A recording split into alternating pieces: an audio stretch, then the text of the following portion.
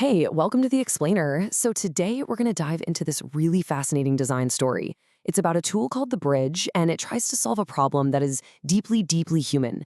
How do we ask for help? Let's get right into it. Just take a second and really think about this.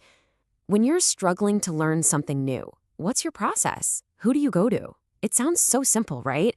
But for so many students, it's anything but. Because to get help, you have to sort of define the problem first.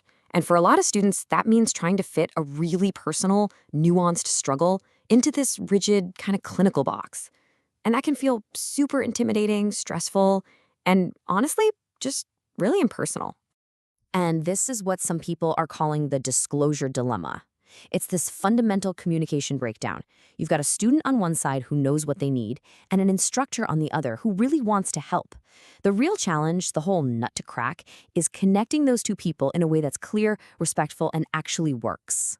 Okay, so this is where a tool called the Bridge enters the picture. It's a student-led tool, and the idea behind it is simple, but it's also pretty profound. What if, instead of focusing on all these labels and diagnoses, we just empowered students to talk about what actually helps them learn?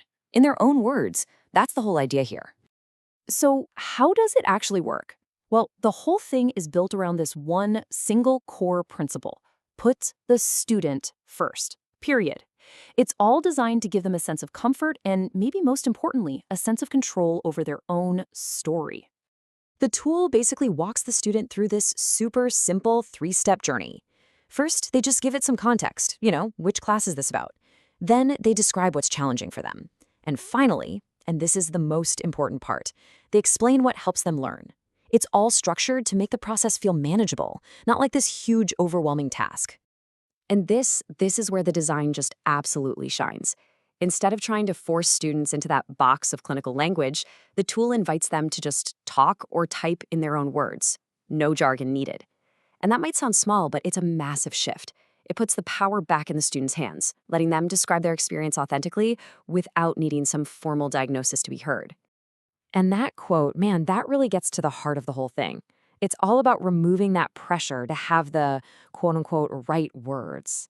You don't need some official diagnosis or a specific label to know what works for you, right? To know that bullet points are better than a giant wall of text. You can just say it. Okay, so the student has shared what they need, just using their own words. But how do you turn that personal experience into something a busy instructor can actually use? Well, this is where the tool uses AI, but in a very specific way. Not as some scary, complex thing, but as an accessibility translator. And its job here is super, super specific. The AI is not trying to diagnose you. It's not trying to categorize you. It's not putting a label on you. Nope. Its only job is to listen to what helps and then translate that into clear, actionable things an instructor can do. And check this out. This is the magic trick right here. This perfectly shows that translation process. A student might say something like, I get overwhelmed by bright screens and lots of text. The AI translates that feeling into a practical brief for the lecturer. Provide materials on a low-glare background, use bullet points for key information.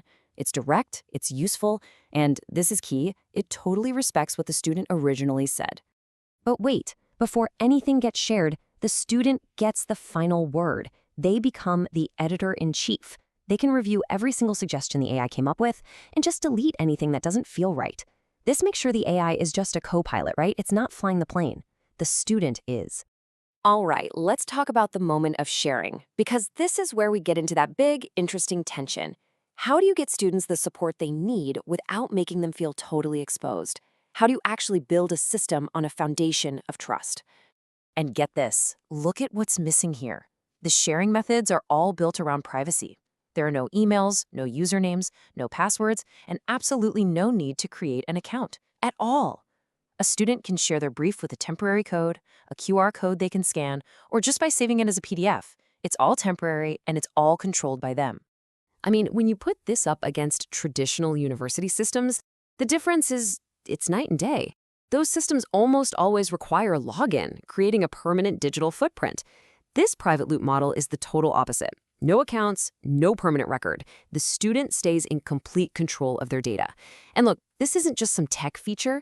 It's the absolute foundation for building the psychological safety a student needs to even feel comfortable asking for help in the first place.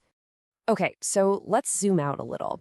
What are the big lessons here? Because this isn't really just about one tool. It's about a whole set of principles for how we can build better, more human-centered tech in education and, well, everywhere else. And this human-first idea, it's baked right into the interface itself. The design is intentionally low glare, and there's a toggle for a high legibility theme. Now, for a student who's dealing with visual stress, that's not just a nice-to-have feature, that's an act of care. It's a recognition that accessibility isn't just some add-on. I love this phrase they use. Clarity is kindness.